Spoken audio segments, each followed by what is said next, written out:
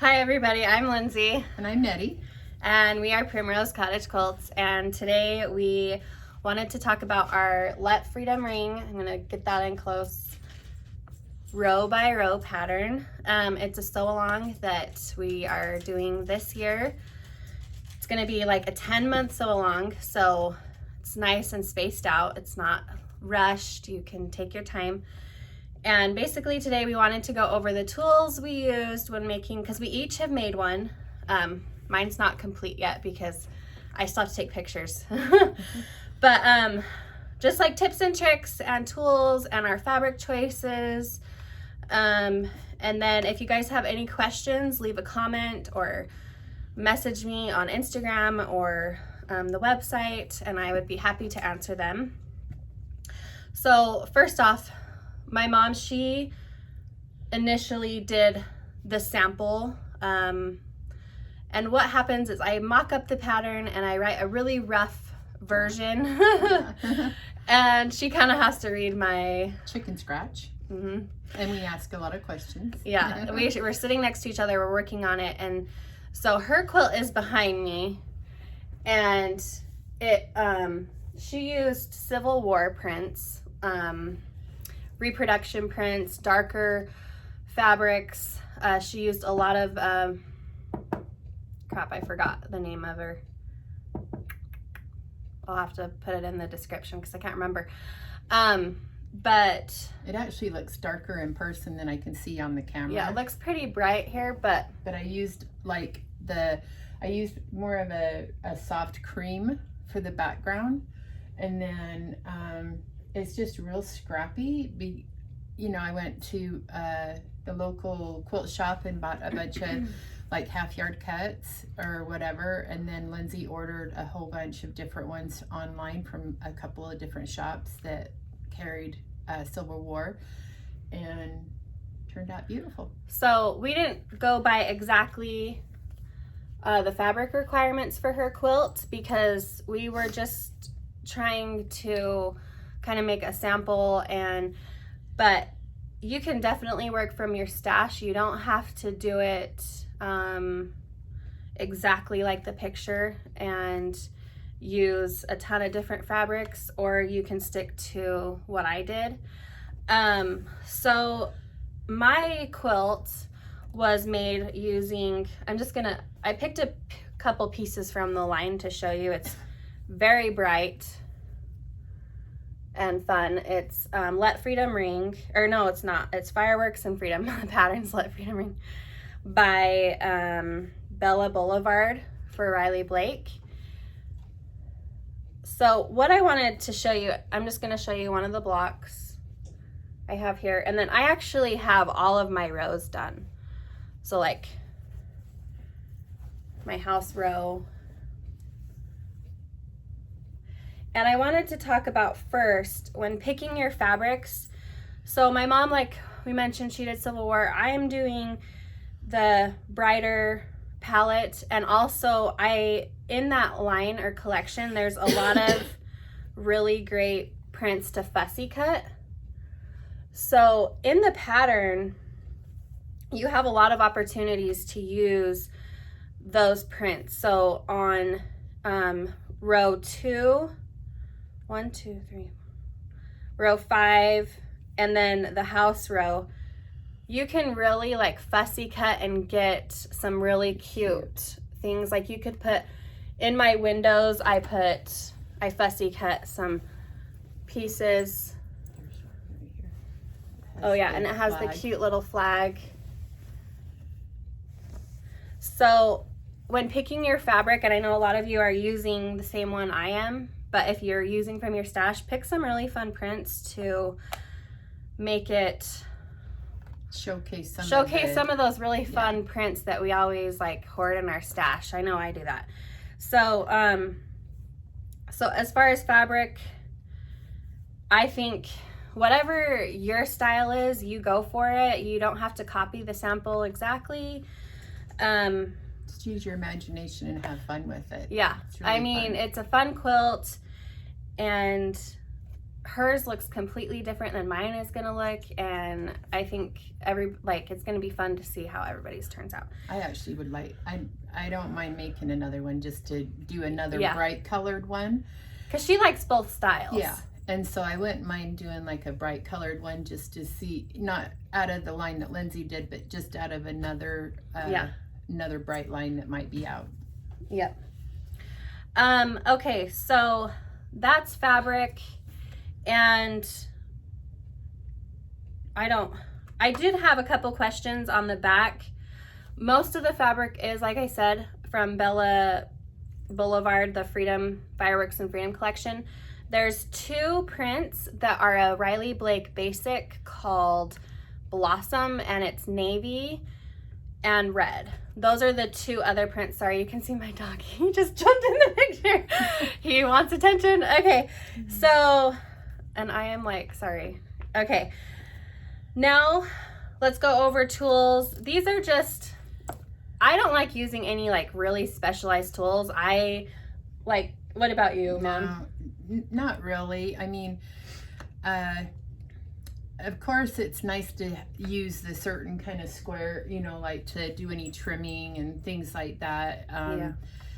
Your ruler is your best friend. Yeah, so I'm going to talk about each kind of thing that's super important. And I kind of outlined in the book, the pattern booklet, like tips when making a row quilt.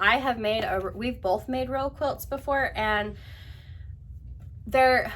just take your time. Take your time and try not to rush it. Yeah.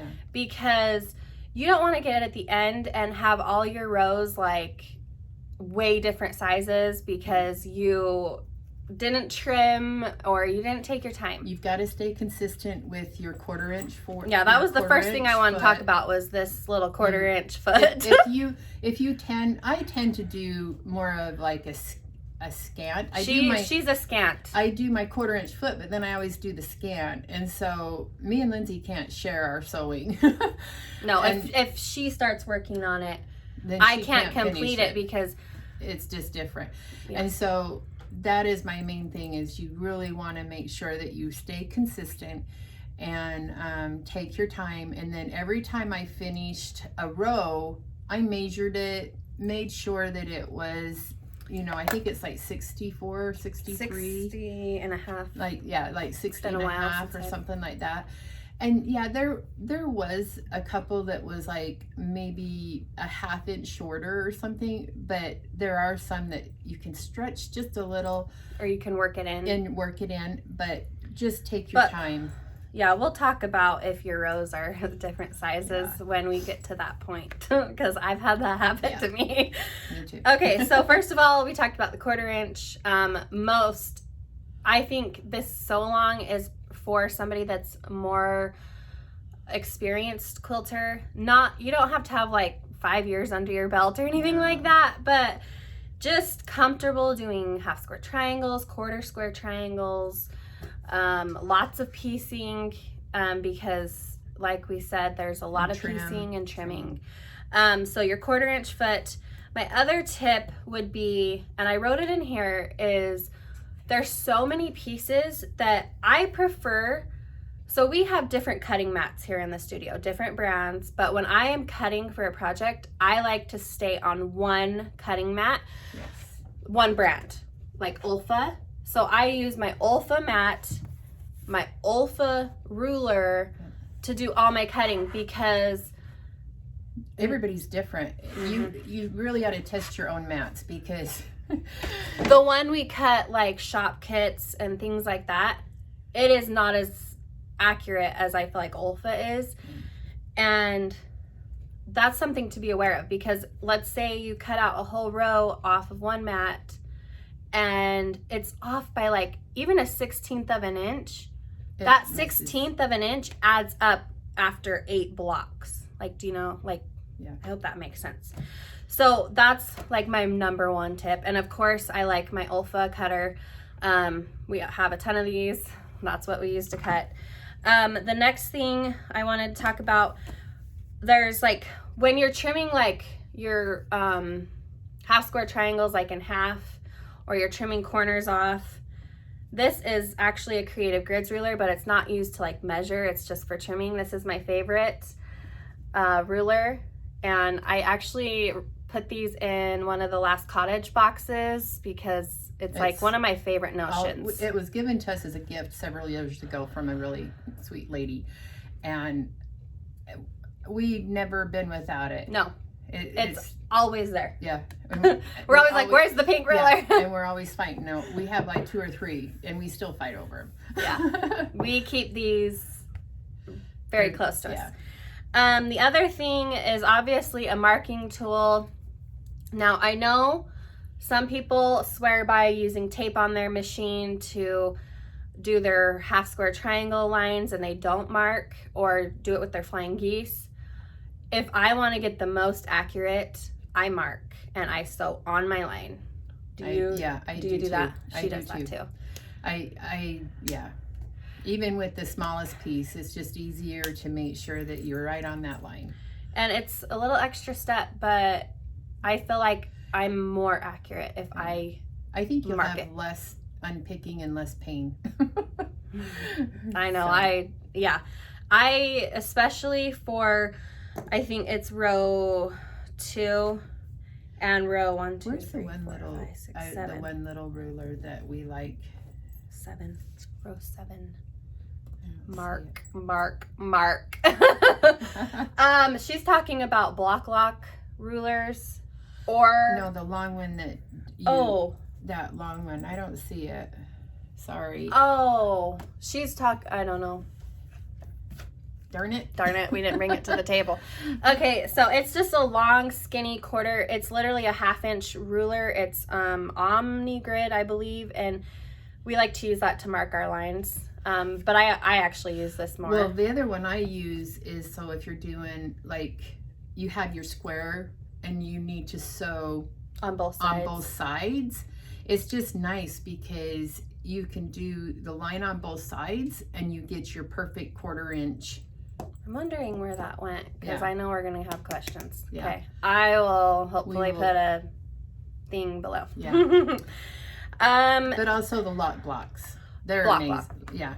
Block locks. For your half triangles. Half square triangle. If you have a block lock ruler, they're really great. And yeah, I know I use that quite a bit. The other thing, since I write the patterns, like, I don't need to use these as much because it's, I wrote the patterns, I'm really familiar, but the little alphabetties that can mark, they're nice. So like, let me just, for example, on page 3, I mark everything with a letter. So it's sometimes nice to get your things cut and then mark it with, okay, this is C, and put it on top. I know she uses them. I use them a lot. I use them a lot, even with almost every, especially if it's a lot of piecing on a quilt. They're just very handy. I will say, if you did want to work ahead and do all of your cutting at once, and I would, separate it, bag it into little baggies and mark it, but these won't stay on, obviously. So it's really your personal preference. Pinning. And I'm going to talk more about, like, when we are ready to assemble the quilt, pinning rows together and things like that. But just as a basic rule, I am not a pinner. I am. We're very opposite when it comes to that. But I would recommend pinning. I mean, for the best results, you should pin. It's especially important when you're trying to get things to intersect and meet nicely. I would definitely pin. And then I use the leader and ender method. When she's sewing, let me grab one. I use a leader and ender because I'm not having to lift my needle constantly. This is what her leader and enders look like. But it just is a lot easier because I just feel like that you get, I don't know, when I start sewing on a in the beginning. I just feel like sometimes it will bunch up, and if I have a leader, you don't do that. You don't get that bunch up, especially when it's really small blocks. Yeah, I go in spurts using leaders and enders. When I am sewing at my mom's machine, she has them right there. I'll start with it and then I forget to keep going. I lift my presser foot a lot, and she doesn't as much. It's really what you like to do. Let's see, anything other specific? Just, I'm gonna try and I will be doing a video with tips and tricks for each block. So every month, so the sew along, probably should have talked about like this at the beginning, but each block or row is like for that month. So we're not rushing. It's not like a row a week or anything. You have plenty of time. And on the day that it's posted, we will post a YouTube video on any tips or tricks we had on piecing like something like this, how we went about trimming and making sure this stinker one of the hardest blocks gets trimmed right so you don't lose any of your points. What else? Yeah, and then if you have any questions, make sure you put them in our comments, and then Lindsay or I can answer them in the next video, or I can just answer them in the comments. Yeah. And again, I know there's a lot of shops out there that have kitted this, and a lot of them are sold out, but I think you can still find the fabric like just by the yard. And in my original blog post, which I will link, there is like a list of shops that I know have it, and I know there is one that still has kits, but we just want to have fun, make it your own. And then also, once you get started, make sure you post your pictures and tag. Use the hashtag. I will put the hashtag we're using below. Because we want to see all the beautiful progress. Yeah. We're really excited about this quilt. This quilt was kind of a labor of love between everybody in this house because it took forever. The writing, the designing, it's a big quilt. Like it's one of our biggest projects. I'm really proud of it, and I can't wait to see how all of yours turns out. I'm excited to sew mine together, and I guess with that, we will be back later this month because the first post date is on the 20th of this month, and we will be doing row 1, which I should mention we're going in order of rows. So we'll be doing row 1, and we will post everything. All right, we will talk to you soon. Thanks. Bye. Bye.